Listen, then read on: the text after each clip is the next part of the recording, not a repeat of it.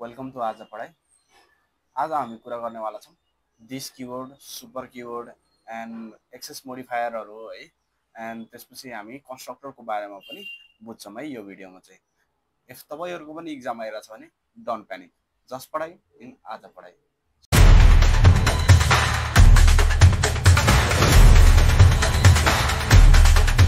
सुरु गरौँ है त, डाइरेक्ट स्क्रिनमा आऊ। ओके, दिस किवर्ड भनेको अब के हो भन्दा दिस किवर्ड भनेको एउटा करेन्ट अब्जेक्टलाई रिफर गर्छ के। जस्तै भेरिएबल छ एउटा क्लासमा हैन, अब त्यो भेरिएबलको नाम छ नेम भनेर हैन।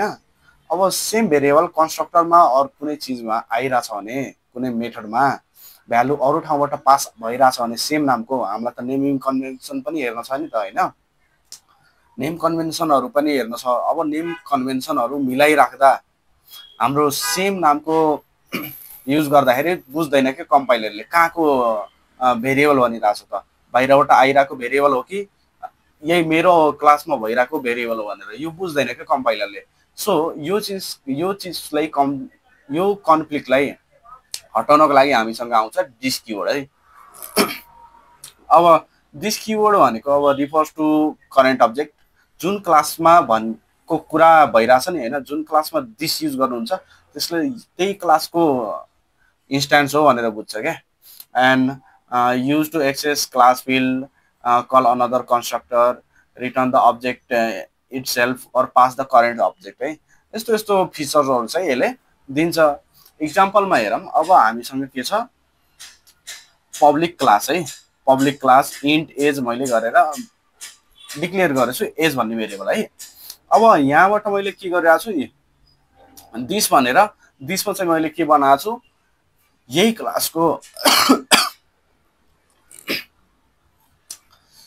क्लासको कन्स्ट्रक्टरमा चाहिँ मलाई के पठाउनु छ, एज पठाउनु छ।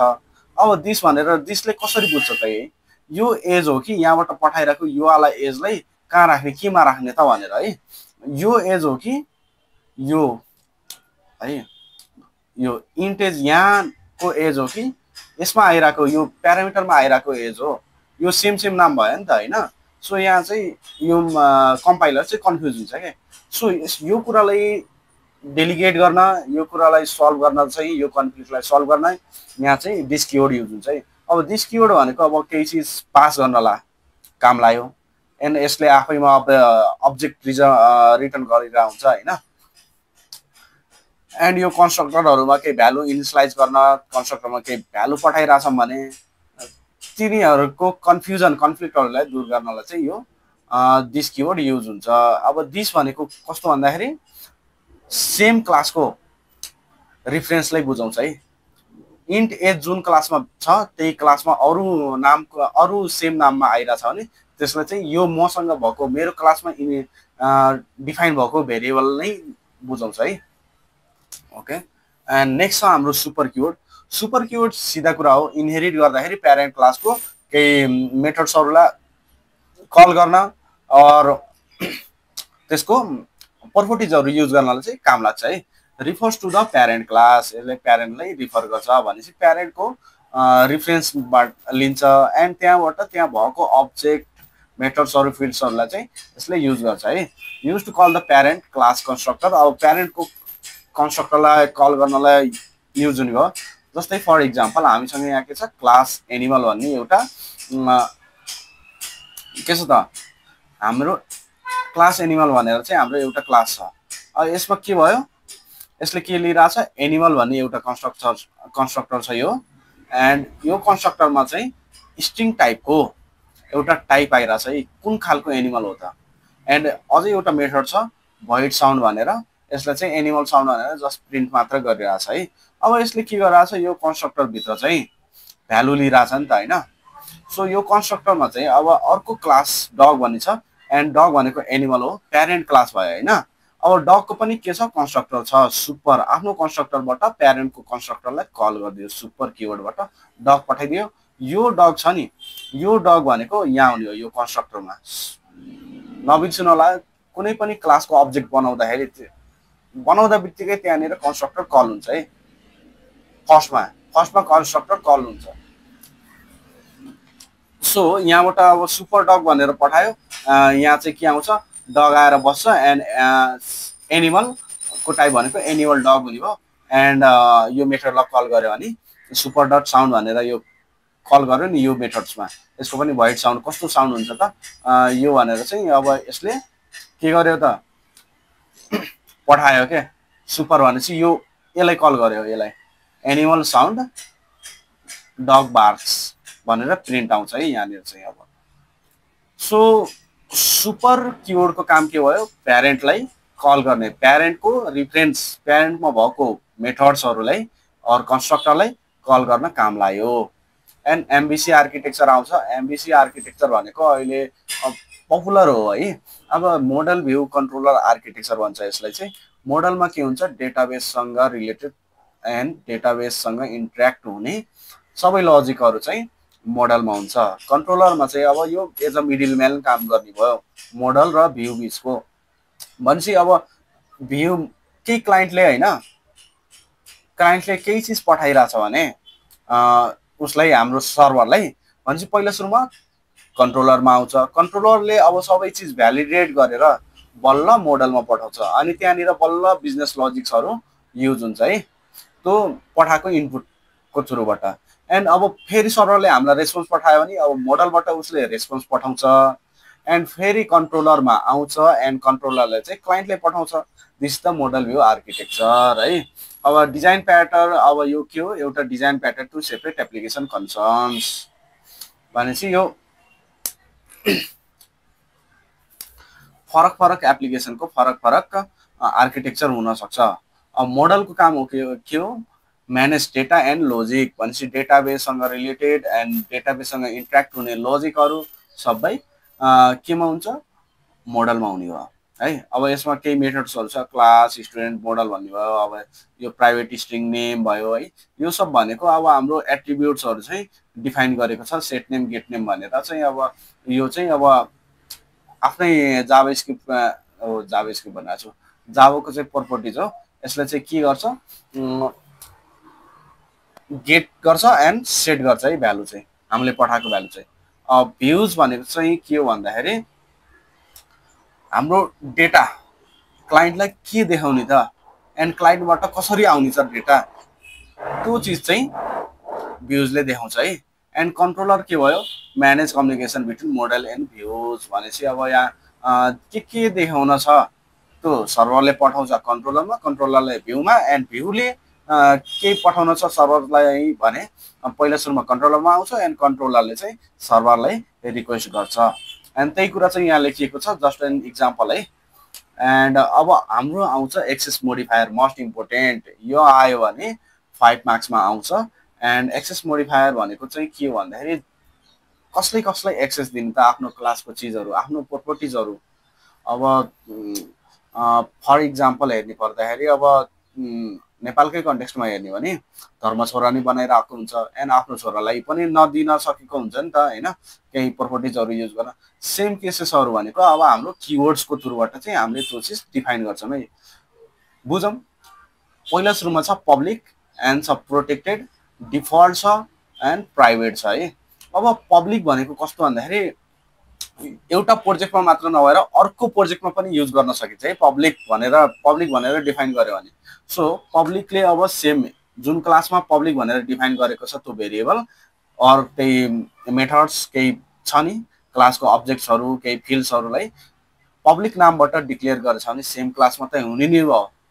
एउटै प्याकेज हामीले पढिसक्यौँ, एउटै नेम स्पेसमा पनि हुने भयो, त्यसको सब क्लास पनि हुने भयो अदर प्याकेज है एन्ड अदर क्लासेसमा पनि युज हुने भयो।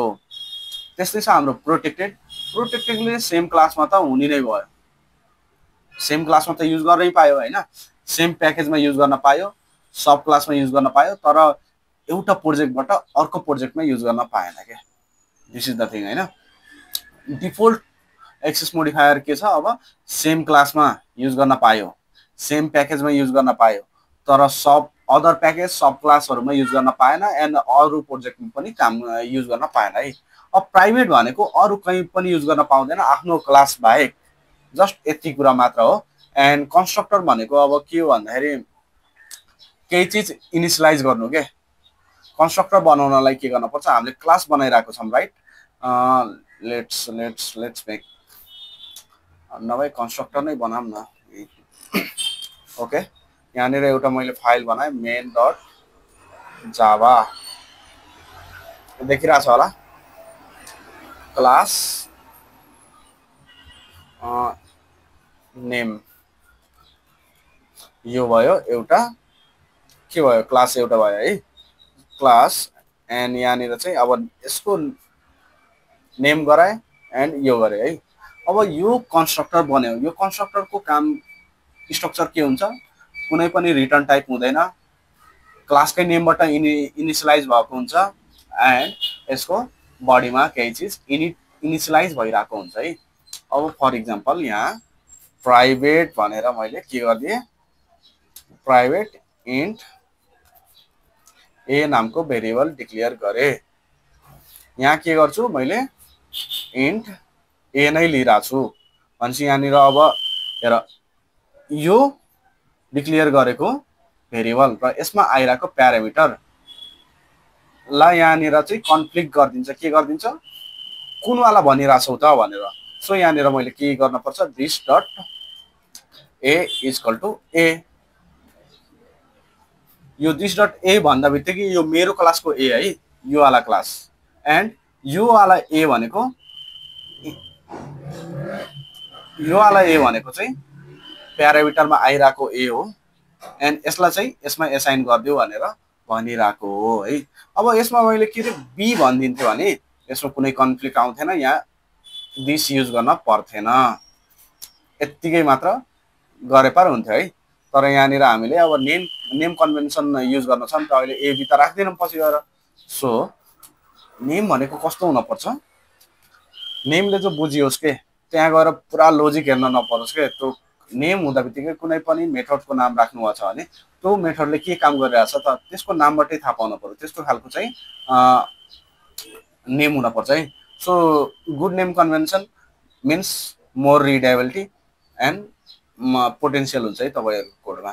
एन्ड अब यसमा के गर्नु पर्यो, क्लास मेन यो फाइल नामको, अनि यो त चलाउनै पर्यो। यो अब हामीले रट्टा हानिसक्यौँ, पब्लिक स्ट्याटिक भोइड मेन, यसमा चाहिँ स्ट्रिङ नामको एरे आउँछ ए भन्ने भेरिएबलमा। एन्ड त्यसपछि यहाँ के गर्छ, मैले नेम टाइपको बी भन्ने भेरिएबलमा के गरिदिउँ त, न्यू नेम को अब्जेक्ट बनाइदेऊ एन्ड बी भन्ने भेरिएबलमा राखिदेऊ। यसमा अब के गर्छु भन्दाखेरि मैले यो कन्स्ट्रक्टरमा एन्ड यो क्लासले चाहिँ के गर्छ, void get भ्यालु गरे भने रिटर्न